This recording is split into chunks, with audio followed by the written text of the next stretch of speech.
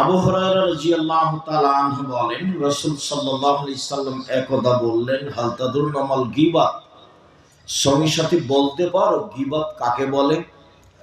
সঙ্গী সাথী বলতে পারো বদনাম পরনিন্দা কাকে বলে?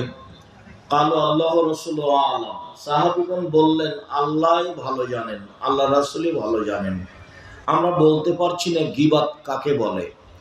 তখন আল্লাহ রাসূল বললেন, যিকরুকা আখাকা বা ইয়াকরাহ, তুমি তোমার ভাইয়ের কোনো কথা বলো আর ও যদি শুনতে পাই তাকে যদি খারাপ লাগে, এটাই হলো গীবত।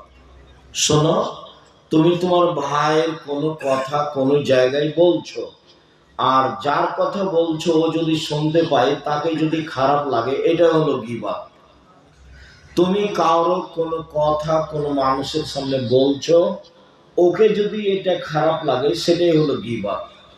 তো এই পর্যন্ত বলতে সাহাবীগণ বলছেন, আর আইতা ইনকানা ফিহি মাকুল, তাহলে ঠিক আছে আল্লাহ রাসূল, আপনি বলেন যে একটা মানুষ জেনা করেছে, তাই তো আমি বলছি জেনা করেছে,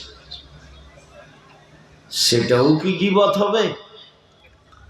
একটা মানুষ চুরি করেছে, তাই তো আমি বলছি যে সে চোর, তাহলেও কি গীবত হবে? তা আপনি বলেন, তাহলে আপনার মতামত কি?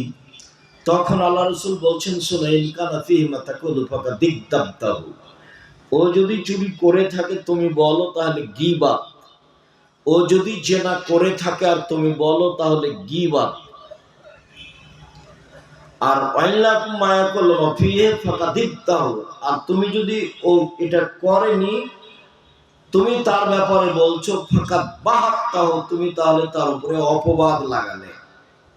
ও তো জেনা করেনি, তুমি বলে দিলে। ও তো গালি দেয়নি, তুমি বলে দিলে, তাহলে তুমি তার উপরে অপবাদ লাগালে।